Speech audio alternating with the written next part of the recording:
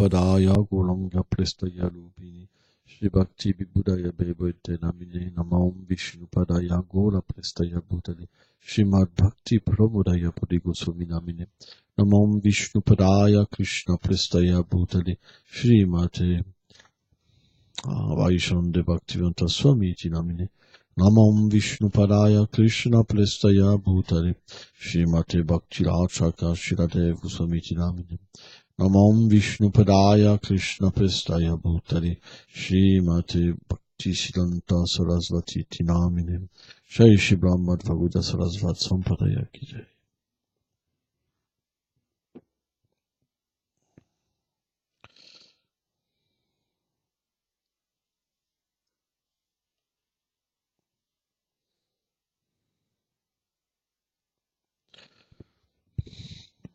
Chapitre 6, verset 19.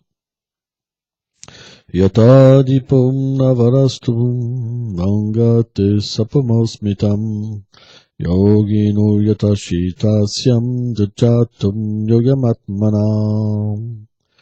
Tout comme la flamme d'une lampe qui est à l'abri du vent ne vacille pas, un yogi dont le mental est contrôlé demeure stable dans sa concentration sur la réalisation de l'âme. Commentaire.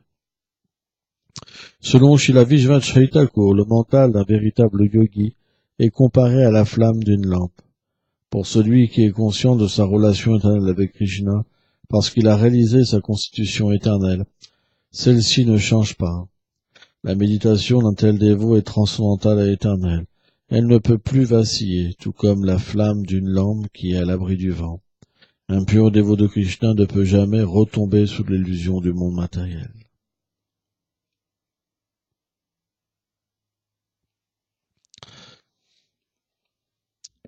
C'est un exemple facile à comprendre. Prenons, par exemple, notre condition actuelle. Notre condition actuelle, elle est simple. On a un ego qui est pur, mais qui est en ce moment recouvert par différentes choses, comme le mental matériel, l'intelligence, le faux ego, les trois gunas, le temps, les enveloppes corporelles. Et en ce moment, par ce faux ego, on pense « je suis telle identité », par exemple. Quand on était un enfant, par exemple, on s'identifiait en disant j'appartiens à ma mère, je dépends de ma mère. Et quand on grandit, on désire l'indépendance. Vous comprenez? Donc on a un sentiment qui évolue tout le temps, qui est instable. Ça, c'est la nature matérielle. Mais dans le monde spirituel, le sentiment est stable. Il évolue pas. Simplement, il est toujours plus merveilleux et toujours plus nouveau. Alors que dans le monde matériel, on veut toujours changer. Parce qu'on n'est jamais satisfait. C'est vrai ou pas vrai? Combien de fois on a changé? Combien de fois? En se disant, bon là j'ai pris un mauvais départ, faut que je change. Là je suis pas bien, faut que je change. Là faut que je fasse ça, faut que je change. Il y a toujours quelque chose qui va pas. Mais la nature spirituelle, c'est complètement l'inverse. C'est toujours mieux.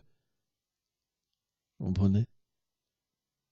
Donc, naturellement, celui qui est conscient de sa nature matérielle, il peut plus vaciller, vous comprenez? Parce qu'il est toujours mieux. C'est ça la différence. On peut pas comprendre sans ça. Il faut naturellement observer la nature matérielle et comprendre que la nature spirituelle, elle est inversée. De la même manière qu'on n'est jamais satisfait, dans le monde spirituel, on est toujours plus satisfait. Par exemple, si vous regardez la politique, les gens sont jamais satisfaits. Vous comprenez? Qu'est-ce que font les gens pour se faire élire? Ils prennent le président et ils le cartonnent. Parce qu'ils savent très bien que de toute façon personne ne peut arriver à faire bien. Donc ils marquent les erreurs. Regardez celui-là, il a fait ci, il a fait ci, il a fait ça. Quand ils sont élus, les autres font la même chose au prochain mandat. Regardez, il a fait ci, il a fait ça. Vous comprenez? Qu'est-ce qu'on va faire dans cette ambiance-là? Qu'est-ce qu'on peut retirer de cette ambiance-là? Qu'est-ce qu'on peut atteindre avec ça? Juste la frustration. C'est pour ça, à un moment, les gens, ils sont confus.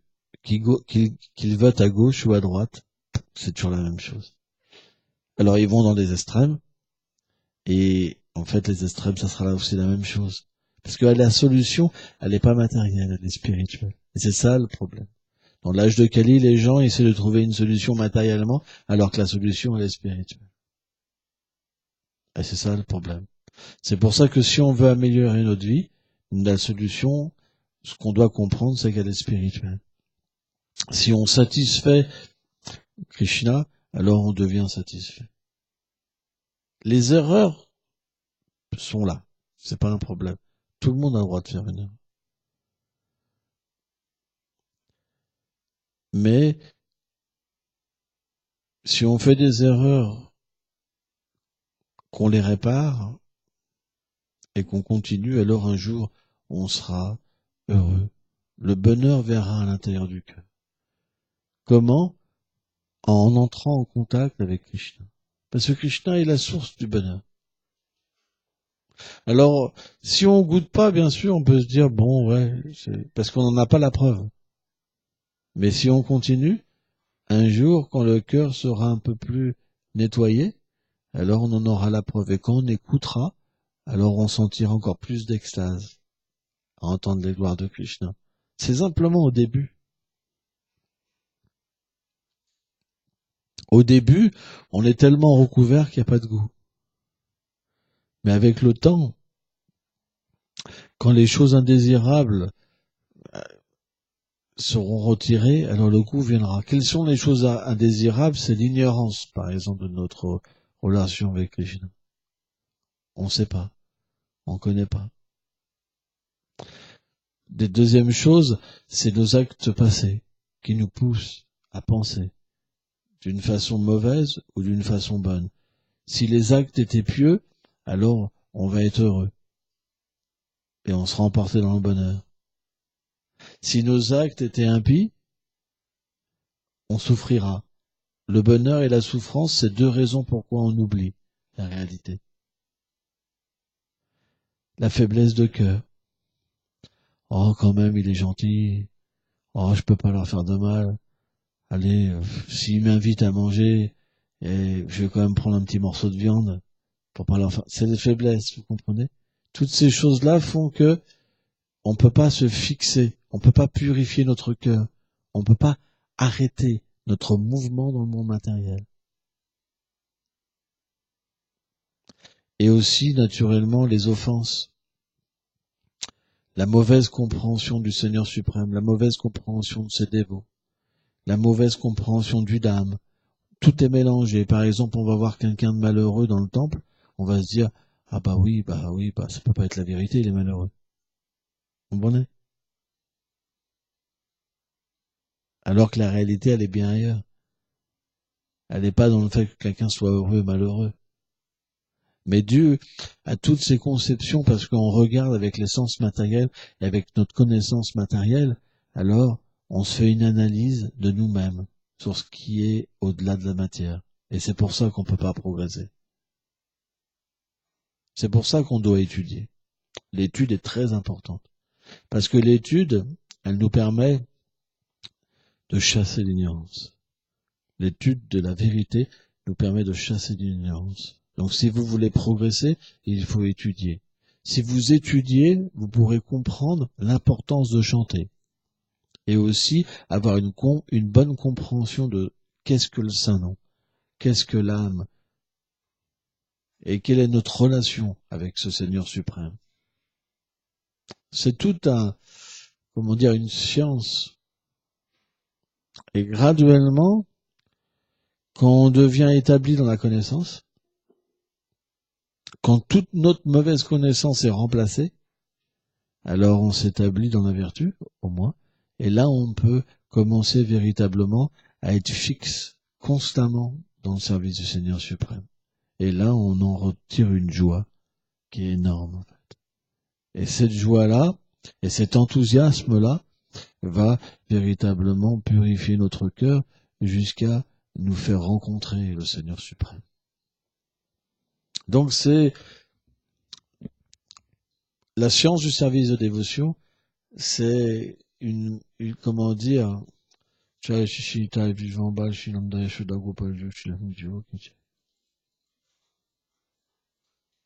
c'est pas du tout sentimental. Par exemple, pourquoi les scientifiques, ils aiment pas les religieux? Parce que pour eux, c'est des élucubrations mentales. C'est des sentimentaux. Ils inventent des choses, ils ressentent des choses qui ne sont pas palpables.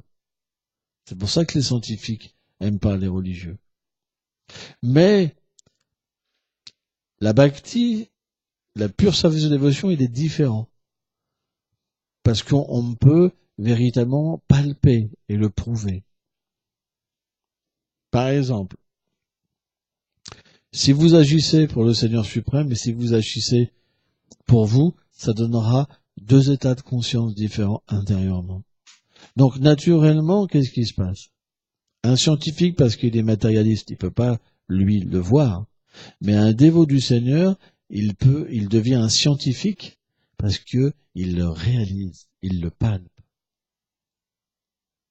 C'est pour ça que les dévots du Seigneur sont des scientifiques. Parce qu'ils observent la nature matérielle par la grâce du Seigneur suprême qui est dans le cœur. Ils peuvent voir comment le Seigneur agit dans ce monde. C'est les plus grands scientifiques.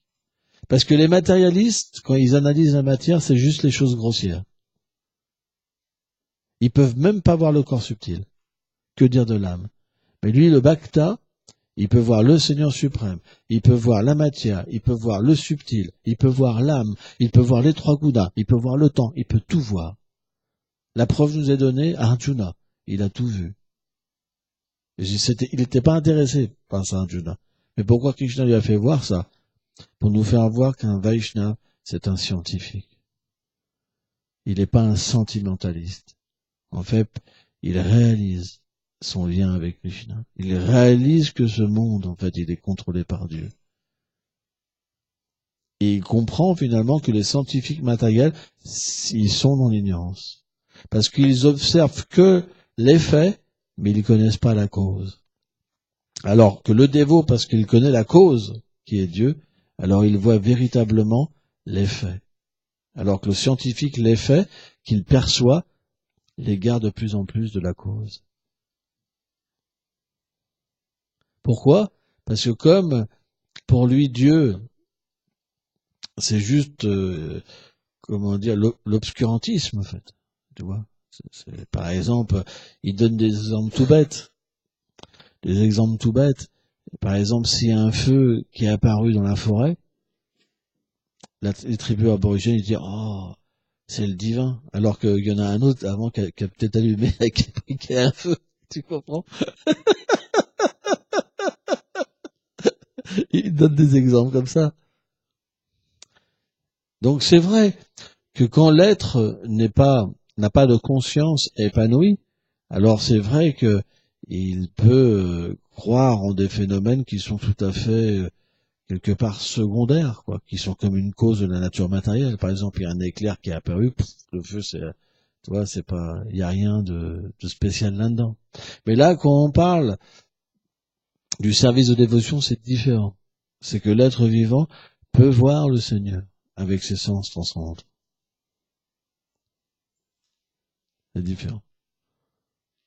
C'est ça la différence. C'est pour ça que la religion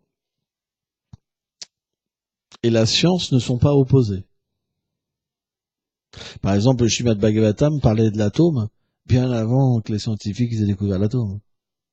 C'est juste un exemple.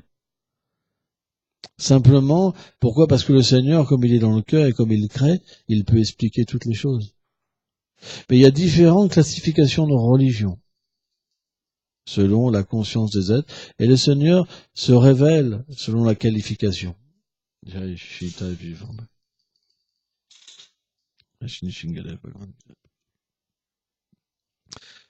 il y a des religions qui sont plus dans l'ignorance, des religions qui sont plus dans la passion, dans la vertu, et il y a la transcendance.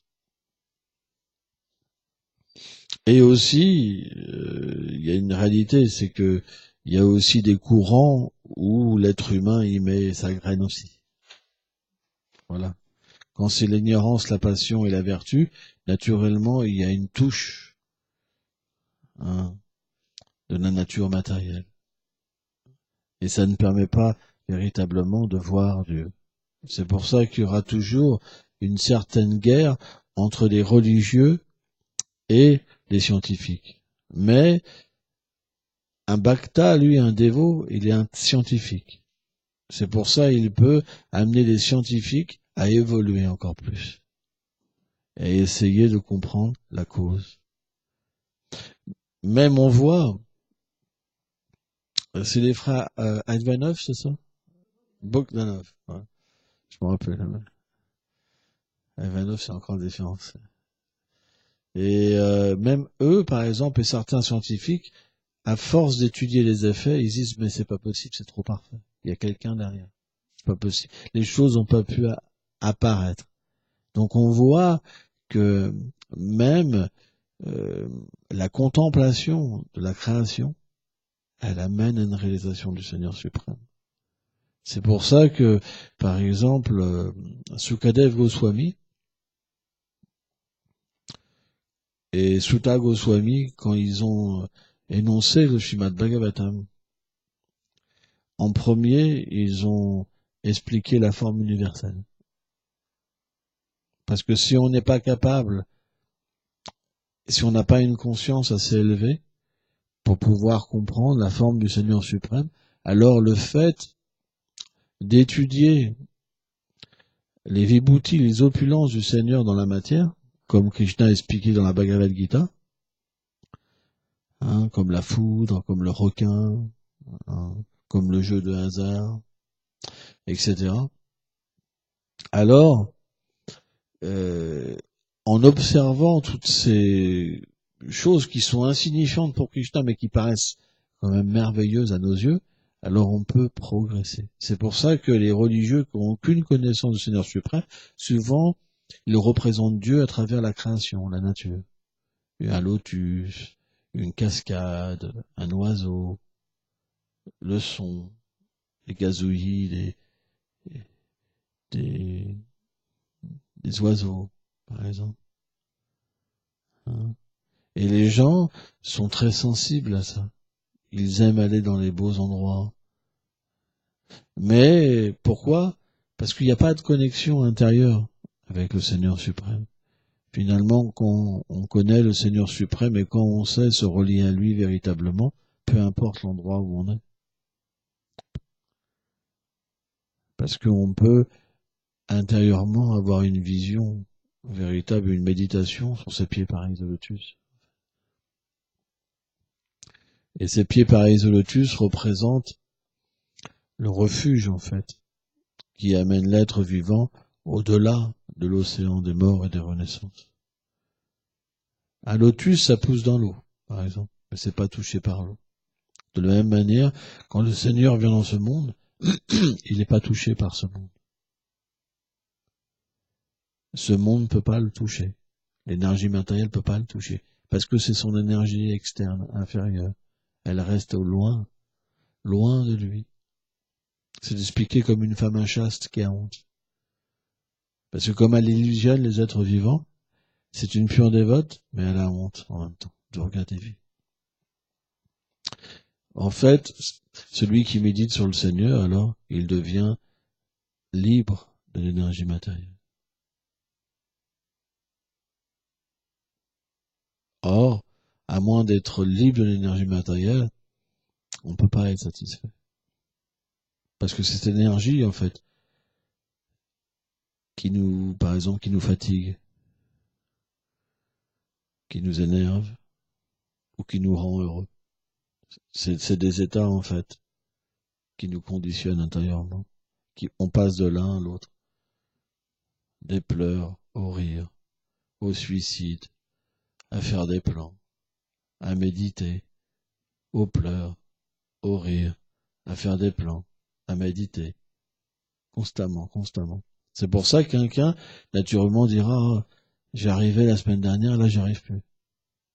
C'est les trois gunas. On pense que c'est nous qui n'arrivons pas. Mais en fait, c'est une condition qu'on reçoit par la nature matérielle. C'est pour ça que si on étudie, on pourra voir cette condition et devenir extérieur à cette condition, observer et pas être influencé.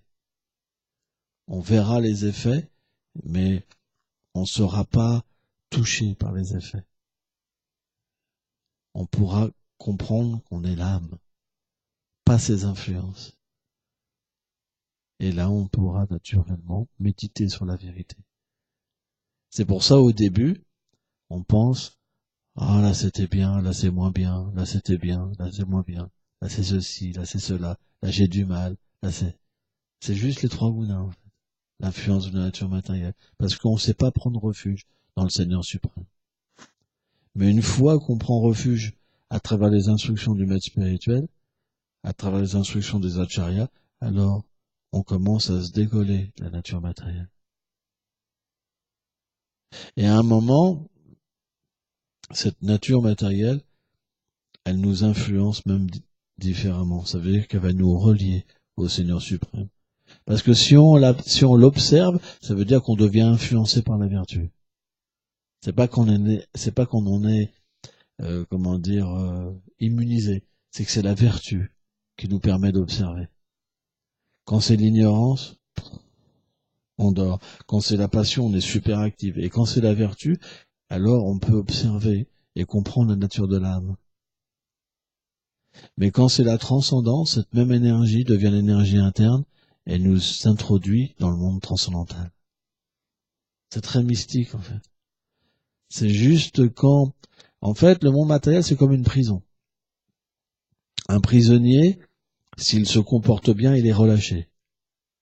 Et ben de la même manière, en ce moment, vous êtes dans une prison. Ce corps est une prison. Votre attachement, c'est les chaînes qui sont considérées en fait, c'était considéré que l'être vivant, il est attaché aux chaînes des trois gunas. Parfois, on est malheureux, parfois, on est dans la passion, parfois, on est contemplatif. C'est des chaînes, en fait.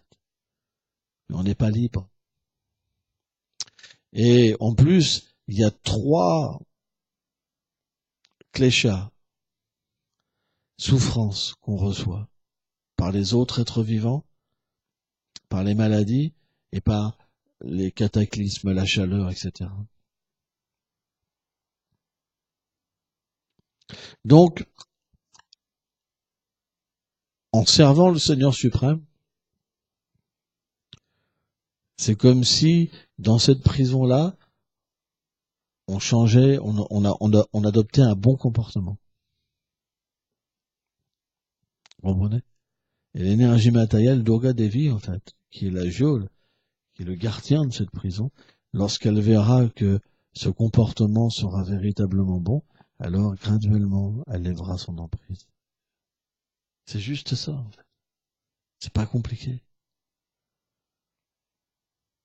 Mais si, de temps en temps, on se dit j'en ai marre, je veux redevenir le prisonnier, ça marche pas. On fait que des allers-retours, vous comprenez? Donc même si on est testé, un jour ça va, un jour ça va pas, un jour ça va, un jour ça va pas, un jour quelqu'un, voilà. Moi je me rappelle un jour, j'ai pris une grosse claque par un Vaishnav. Et il s'appelle Aindra. Vous voyez, il est connu maintenant. C'était quelqu'un qui chantait les bhajans à Vrindavan, un disciple de Bhaktivedanta. Un jour, il m'a mis une grosse claque comme ça. Bloum. Et j'étais avec plusieurs Vaishnavas, et un des Vaishnavas, il a vraiment réagi mal. Il a dit, mais comment il ose te faire ça, etc. Moi, j'étais en extase. J'ai dit, tiens, un Vaishnava m'a frappé. Tu vois. J'étais en extase. Parce que je comprenais ultimement que ça pouvait pas se passer sur la sanction de Krishna. En plus, à Vrindavan.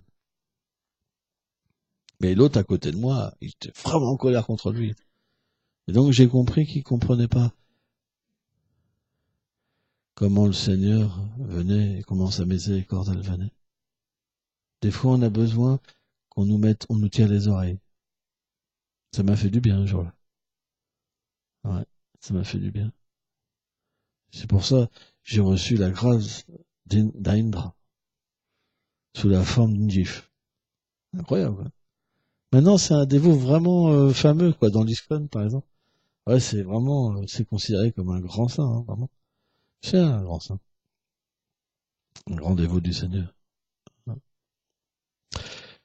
Et donc voilà, si on sait voir les revers de la vie comme la miséricorde de Krishna, alors on devient un bon prisonnier.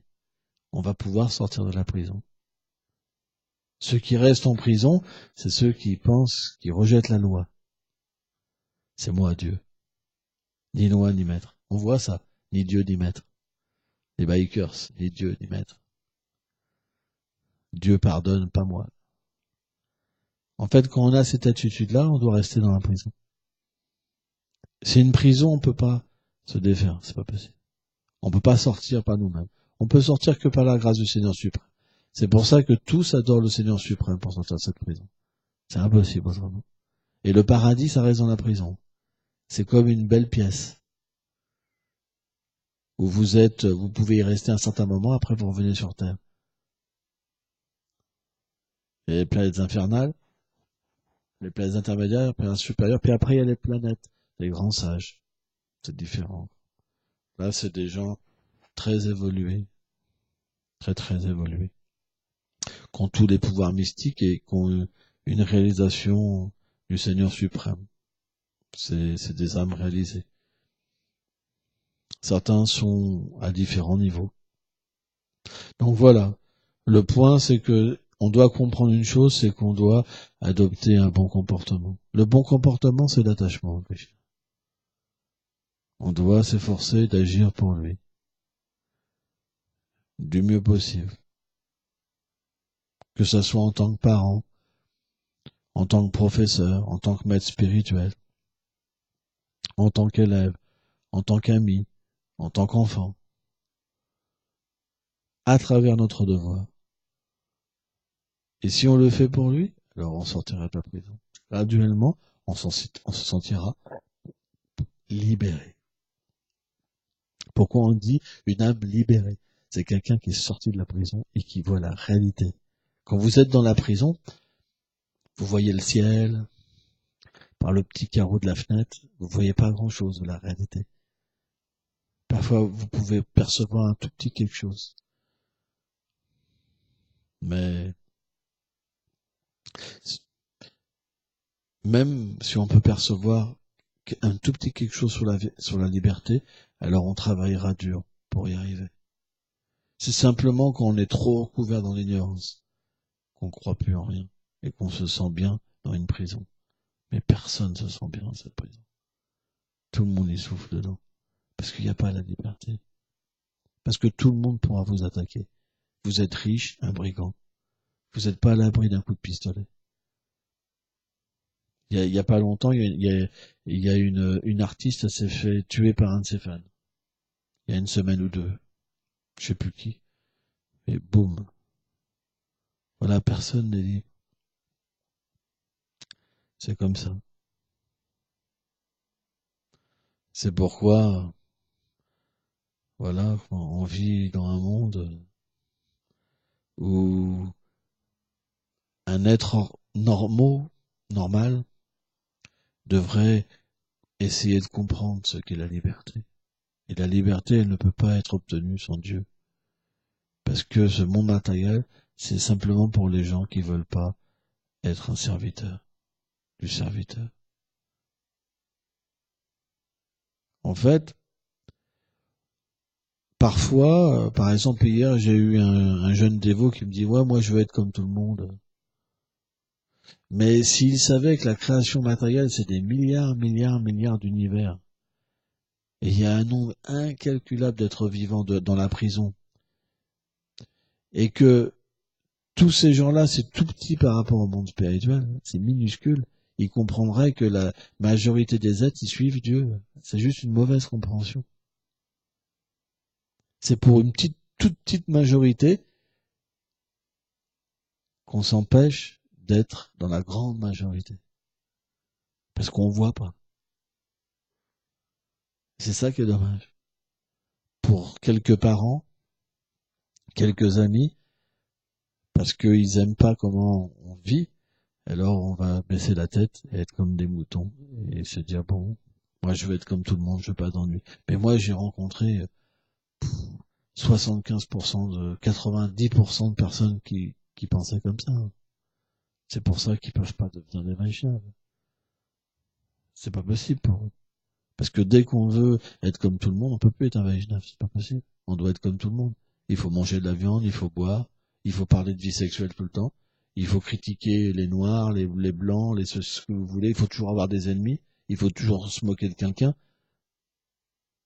il faut être violent, il faut être menteur, il faut être tricheur, ou alors il faut faire ceci, ou alors il faut faire cela, il faut être véridique, il faut être ceci, alors selon les gens qu'il y a, vous êtes obligé d'accepter d'être comme eux.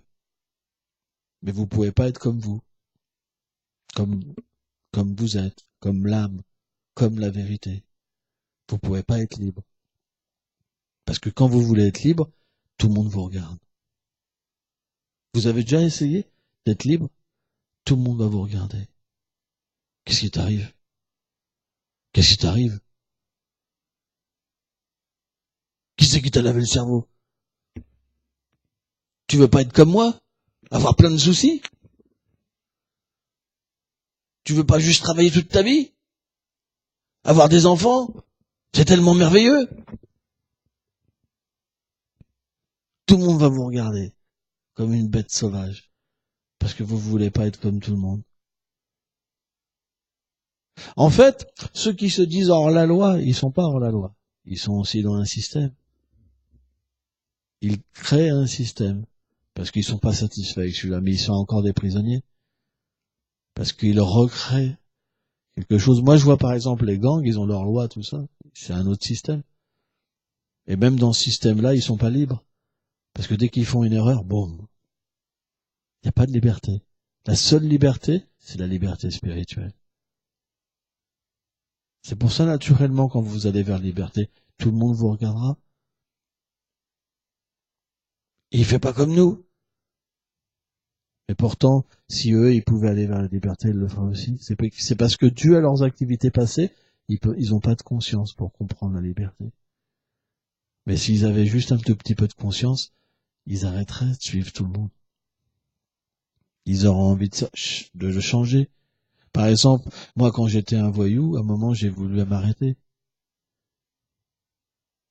Et j'ai dû quitter le groupe, le gang, parce que le gang, il m'aurait pas lâché. Vous comprenez?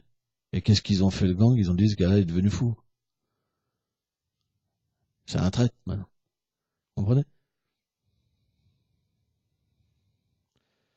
Donc voilà, le monde matériel, c'est quelque chose d'assez complexe. Et aussi difficile. Parce que même au sein d'une voie transcendantale, vous pouvez avoir des gens qui réagissent mal. Par exemple, ce jour-là où Indra m'a mis une claque, j'aurais pu dire, mais qu'est-ce que ça veut dire? Attends, c'est ça Dieu? Et tout lâcher en se disant, mais vous comprenez?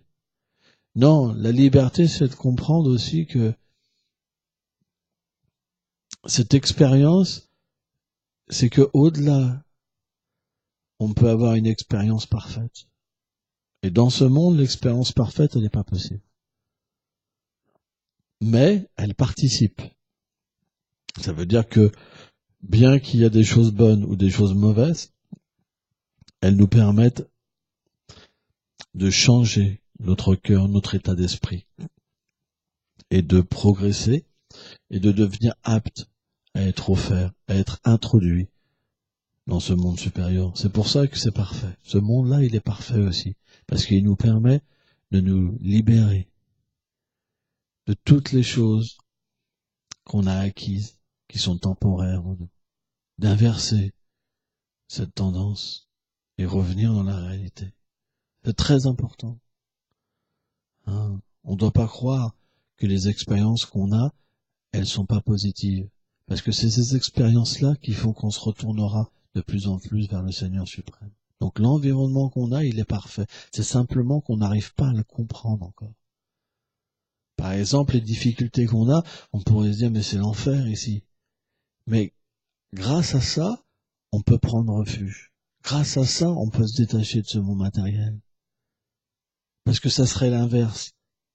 Dans quelle conscience on serait?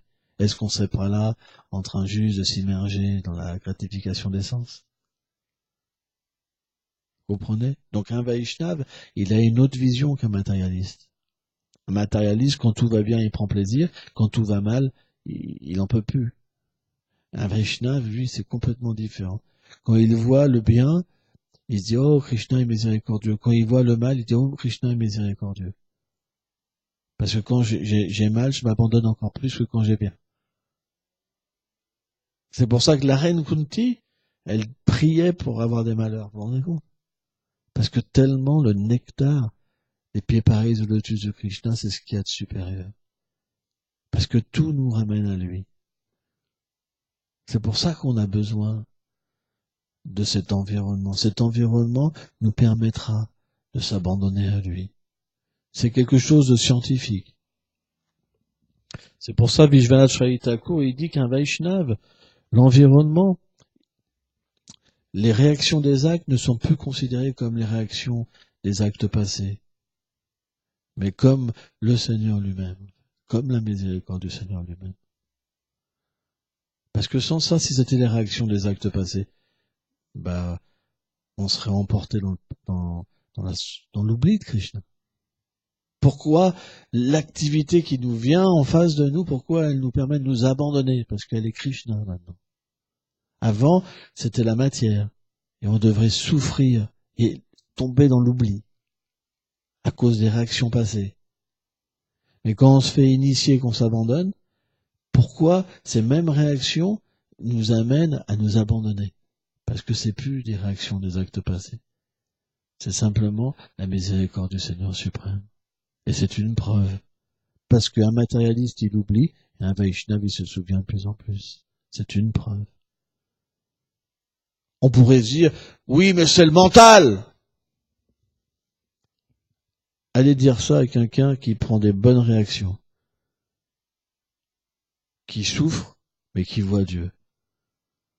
Non. Quand si quelqu'un n'a pas de foi, vous le faites souffrir, il partira. Mais quelqu'un qui est abandonné au Seigneur suprême, plus il souffre, et plus il voit le Seigneur lui-même. Donc c'est pas possible. Vous comprenez? Il n'y a qu'un fou qui peut penser ça. Merci beaucoup.